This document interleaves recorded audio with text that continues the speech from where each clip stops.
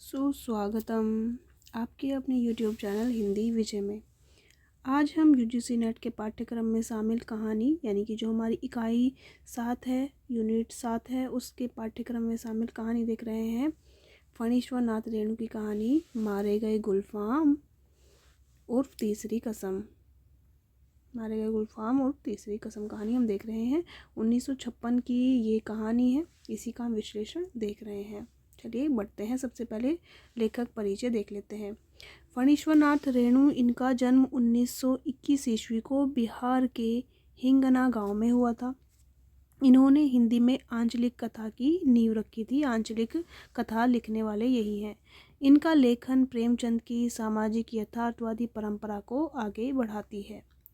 इन्हें आज़ादी के बाद का प्रेमचंद की संज्ञा भी दी गई है। आज़ादी के बाद के प्रेमचंद की संज्ञा किसको दी गई है? फणीश्वर नाथ रेणु जी को।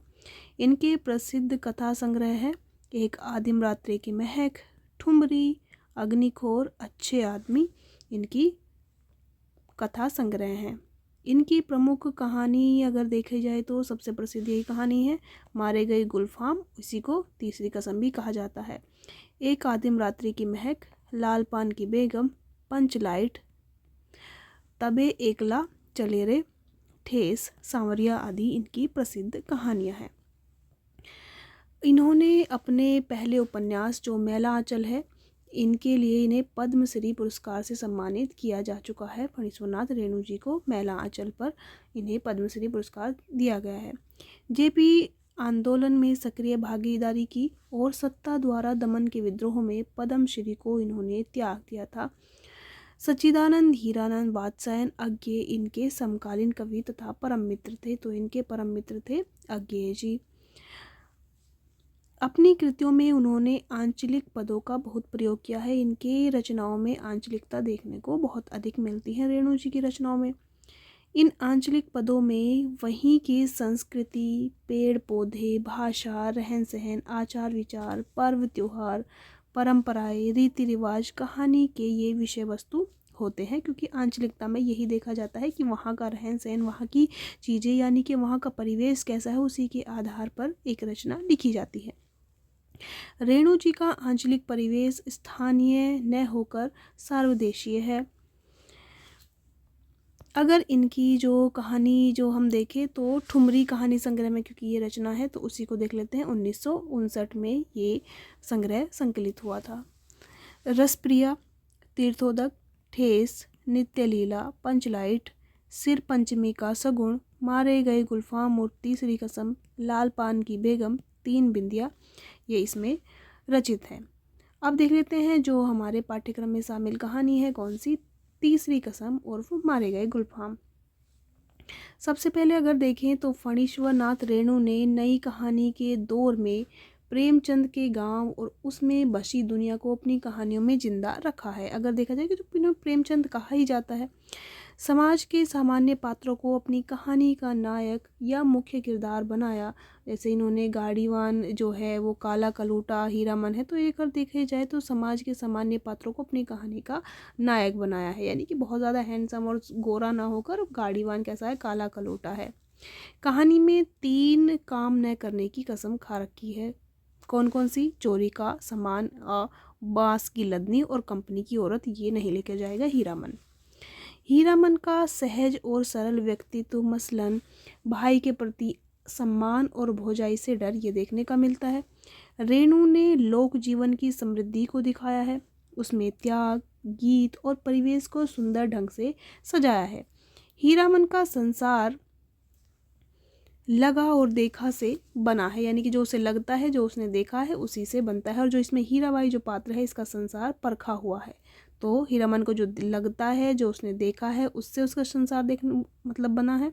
और हीराबाई का संसार परख के बना है। कहानी में एक जगह जगन्नाथ धाम नाम का भी उल्लेख हुआ है।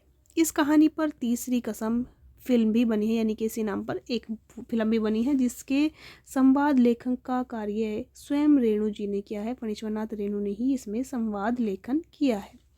कहानी की मूल संवेदना प्रेम है। यह एक अधूरी प्रेम कहानी बनकर रह जाती है। तत्कालीन समय में मनोरंजन के साधन नौटंकी का वास्तविक चित्रण हुआ है जब उस समय में मनोरंजन का साधन नौटंकी हुआ करता था।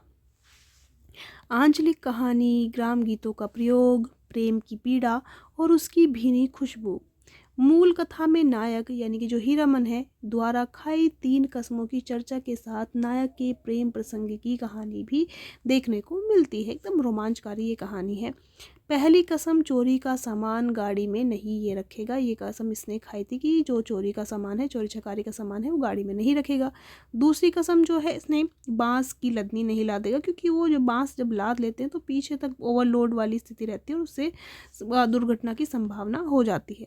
तीसरी कसम जो है, इसने नाटक वाली यानी कि जो कंपनी वाली हैं उनको गाड़ी में नहीं बैठाएगा। ये कसम इसने खाई थी। कसम ये तीनों पूछी जा सकती है। तीनों महत्वपूर्ण तथ्य है, याद रखिएगा। हीरामन और हीराबाई के बैलगाड़ी सफ़र के माध्यम से लोक संस्कृति, उसमें निहित रस, मर्यादित निश्चल प्रेम को व्यक्त करने वाली ये कहानी है। फणीश्वर नाथ रेणु की बहुचर्चित ये कहानी है, जिस पर राज कपूर और वहीदा रहमान को लेकर जो मूवी बनी है ये बनाई गई है। शैलेंद्र जो है इन्होंने ये कहानी मूवी बनाई थी। यह कहानी भारत की देहाती दुनियाएं, वहाँ के लोगों की सादगी का बोध कराती है। कहानी के अगर पात्र देखें तो मुख्य और गौण दोनों पात्र देख लेंगे तो सबसे पहले है हीरामन। इस कहानी का ये नायक पात्र है जो सीधा साधा है, देहाती युवक है। वह एक बैलगाड़ी चलाने वाला है। 40 साल का हट्टा कट्टा काला कलोटा देहाती नौजवान, यही इस रचना में एक ही लाइन में ये दिया गया है, जिसे अपनी गाड़ी और बैल के सिवाय दुनिया के किसी अन्य काम में दिलचस्पी नहीं है। 3 काम न करने की कसम खाई है, ऊपर उल्लेखित कर दिया है। हीराबाई जो है नौटंकी में अभिनय एवं नृत्य का कार्य करने वाली एक सुंदर स्त्री पात्र है, जिसे सब बाई के नाम से पुकारते हैं। कंपनी की औरत नाम से भी उल्लेख हुआ है इसमें। और हीरामन को अपना उस्ताद मानती हैं और मीता बोलती हैं। गौण पात्र अगर देखें तो लाल मनोहर, धुन्नीराम, पलटदास, जो तीनों हैं, ये तीनों ही गाड़ीवान हैं और हीरामन के गांव के ही ये गाड़ीवान हैं तीनों।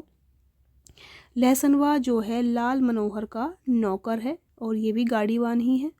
नेपाली दरबान, मुनीम, दरोगा, कालेकोट वाला ये भी इसमें देखने को मिलता है।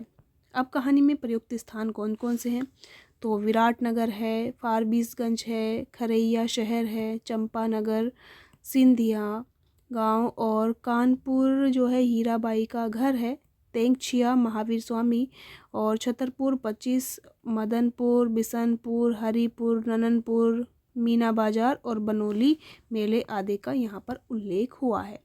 साथ ही साथ अगर देखा जाए तो इसमें 2 कंपनियों का जिसमें उल्लेख हुआ है, तो एक है रोता कंपनी और एक है मथुरा मोहन कंपनी। इन 2 नौटंकी कंपनियों का यहाँ उल्लेख हुआ है।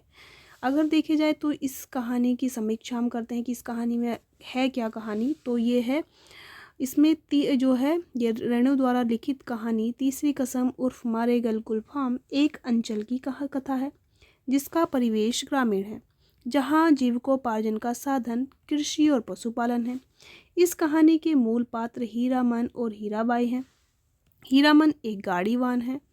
हीराबाई नौटंकी में अभिनय करने वाली एक रूपवती स्त्री है, जिसे सामान्य भाषा में बाई कहा जाता है।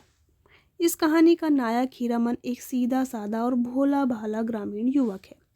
हीरामन लंबे अरसे से यानी 20 साल से बैलगाड़ी हाँकता आ रहा है। इस कला में उसे महारत हासिल है। वह चाहे सीमा के उस पार नेपाल से धान और लकड़ी ढोते हैं या साहसिक कार्य हो या कंट्रोल के ज़माने में चोर बाजारी का माल इस पार से उस पार पहुंचाना जैसे जोखिम भरा कार्य, वह बड़ी सफाई से अपना कार्य पूरा करता है। किंतु सीमा के इस पार न गई न 5वीं बार गाड़ी पकड़ी गई, यानी कि जब उसने 5वीं बार जब गाड़ी लेकर गया तो 5वीं बार गाड़ी पकड़ी गई। हीरामन समझ गया इसका निस्तार नहीं है। वहाँ से भागने पर उसने पहली कसम खाई, अब वह चोरी की चीज़ों को लदनी नहीं करेगा। तो पहली कसम उसने कब खाई, जब वो चोरी का काम माल इधर से उधर करता था। चोर बाजारी का माल और बांस चंदन के लिए कोई 25 रुपये भी न दे भी दे तो हीरामन की गाड़ी नहीं मिलेगी। यह दूसरी कसम उतरने के बाद सबसे पहले वह पूछ लेता था कि इसमें चोरी चकारी का काम चीज़ें या बाज तो नहीं है। आज हीरामन को न जाने क्यों पीछे से गुदगुदी सी होने लगी थी। अपने 20 साल के गाड़ी चलाने के अनुभव में उसे ऐसी अनुभूति पहली बार हो रही है। उसका ध्यान बार बार गाड़ी में उठती चंपा की महक और पीठ में लगी गुदगुदी खींच रही है। और इन्हीं सोच विचार के क्रम में जब कच्ची सड़क के एक छोटे से खड्डे में गाड़ी का दाहिना पहिया बेमौका हिचकोला खाने से सिस की आवाज़ आती है तो हीरामन दुआली से बैल को पीटता है और तभी उसके कानों में बच्चों की बोली जैसी महीन फेनी गिलासी बोली पड़ती है, आह मारो मत। यह आवाज़ नौटंकी कंपनी में काम करने वाली हीराबाई की थी, जो कि मथुरा मोहन कंपनी नौटंकी कंपनी छोड़कर रात के अंधेरे में फारबिसगंज मेले की दिरौता कंपनी जो दिरौता संगीत नौटंकी कंपनी है जाने के लिए हीरामन की गाड़ी में सवार हुई है।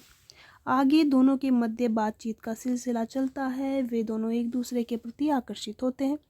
कहीं भी प्रेम की स्वीकारोक्ति दोनों में से कोई नहीं करता, परंतु दोनों के वर्णित हाव भाव उनके मध्य प्रस्फुटित प्रेम भावना को व्यंजित करते चलते हैं।